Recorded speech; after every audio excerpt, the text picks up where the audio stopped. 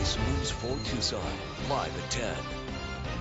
The plan to get national status for the January 8th memorial in downtown Tucson could soon become a reality. The memorial will pay tribute to the 6 people killed and 13 wounded. U.S. Representative Martha McSally will introduce legislation on Friday to establish a permanent national memorial in honor of those victims. The legislation would make the memorial an affiliated area of the National Park Service. And the Tucson January 8th Memorial Foundation says that a national memorial would mean a lot to the city of Tucson and the families who lost loved ones that tragic day.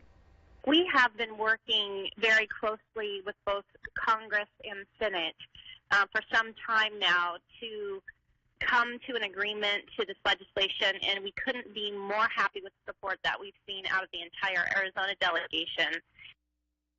And tonight, News 4 Tucson's Angelique Lazardi sat down with Ross Zimmerman, who lost his son Gabe Zimmerman on January 8th, to hear his perspective on this proposed memorial.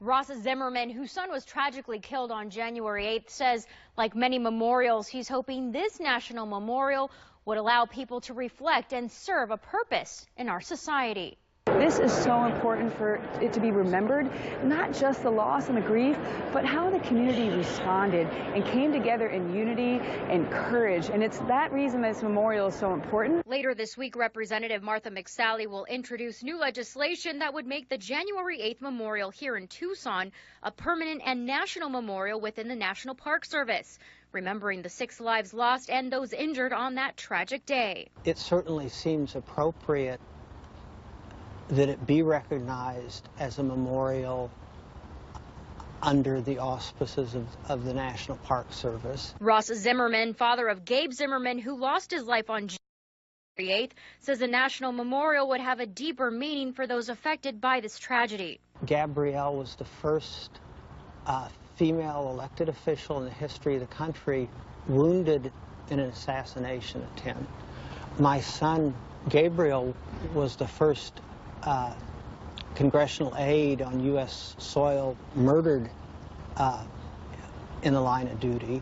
Zimmerman hopes this memorial will also serve a purpose. This will be successful if it results in something that causes people to come and think, to reflect on what they've lost, on how they move forward, to reflect on what democracy should be. And believes his son Gabe would have wanted this memorial too. He would have thought that this becoming part of the history of the country in this way was a useful and worthwhile outcome. Now Representative McSally will host a press conference on the legislation at 8 a.m. Tucson time Friday in the Gabriel Zimmerman meeting room at the U.S. Capitol Visitor Center. I'm Angelique Lazardi, News 4 Tucson.